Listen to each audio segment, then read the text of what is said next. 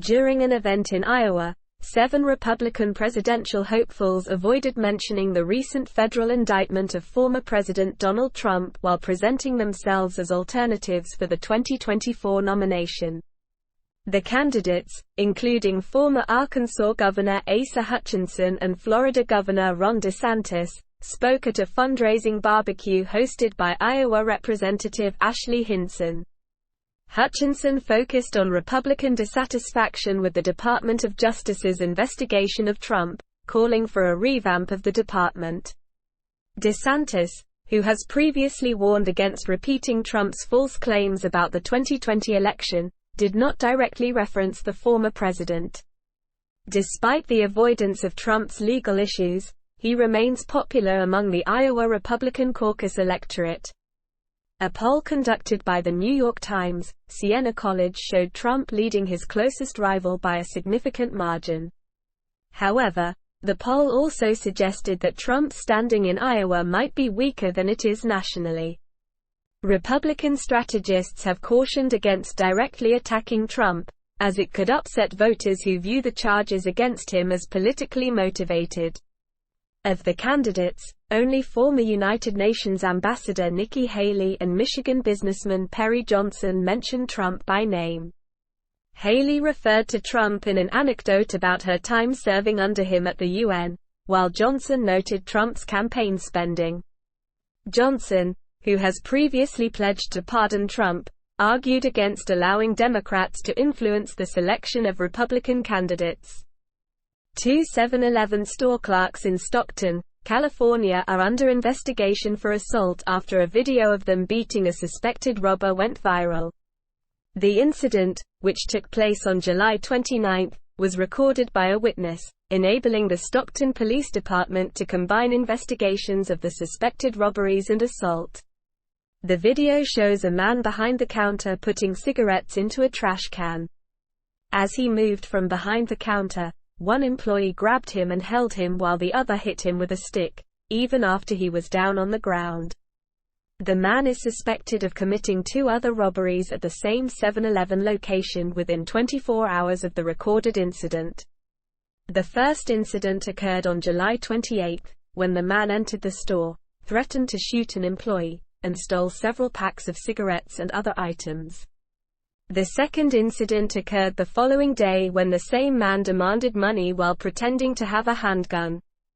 When the employee refused, the man stole several food items. The man who filmed the incident, identified as Deborah, believes the situation could have been worse had he not been present to calm things down. He advised the clerks to let the man take what he wanted and leave. Deborah also tried to intervene when the clerks started beating the man, telling them to stop. He also asserted that the man did not have a gun. However, the video also shows Deborah taunting the suspected robber while the clerks were beating him. The clerks' actions were praised on social media, with many applauding them for taking matters into their own hands amid rising crime rates. Stockton has a high crime rate, with only 3% of U.S. neighborhoods considered safer. The city has a crime rate of 46.22 incidents per 1,000 residents, and residents have a 1 in 79 chance of being a victim of a violent crime. A brawl broke out on an Alabama dock between the crew of the Harriet II riverboat and owners of a private boat who had parked their vessel in the space reserved for the riverboat. The incident was captured in a video that has since gone viral. The riverboat crew attempted to untie the smaller boat to make space for their vessel to dock, which led to a fight. Despite police presence, the fight continued, resulting in a woman being thrown into the water. The mayor of Montgomery has stated that those responsible will be held accountable. The video shows a woman on the riverboat narrating the events, explaining that the crew member was trying to move the pontoon boat because its owners were told not to leave it there. As the situation escalated, some people attempted to break up the fight, while others joined in. One man swam across from the other side of the river to join the brawl. The fight turned violent, with one woman being hit over the head with a chair and another woman thrown into the water. The crowd watching expressed both horror and delight at the unfolding scenes. The video also shows several men being led away in handcuffs by the police. The incident is currently under investigation by local police, who are using multiple videos provided by the public and the City of Montgomery's video surveillance.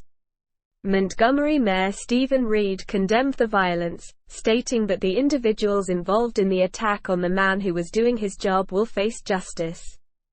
John F. Lauro, a lawyer for former President Donald Trump, appeared on 5 television networks on Sunday to argue that Trump's actions in trying to overturn the 2020 election were not criminal, but aspirational.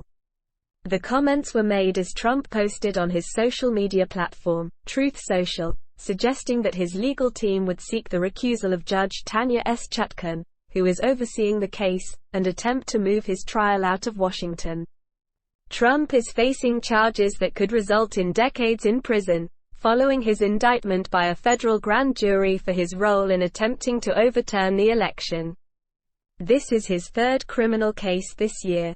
Lauro defended Trump in interviews on CNN, ABC, Fox, NBC, and CBS, including against evidence that Trump, as president, pressured Vice President Mike Pence to reject legitimate votes for Joseph R. Biden Jr., in favor of false electors pledged to Trump.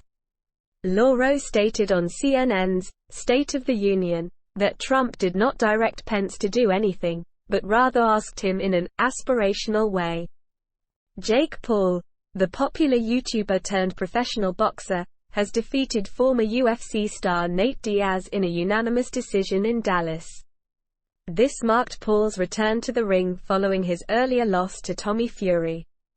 Diaz, who was making his professional boxing debut, was knocked down in the 5th round by a left hook from Paul, but managed to rally in the 4th and 8th rounds. Despite Diaz's lack of boxing fundamentals, he was able to make the fight competitive by making it ugly on the inside. However, Paul was declared the winner with scores of 97-92, 98-91, and 98-91.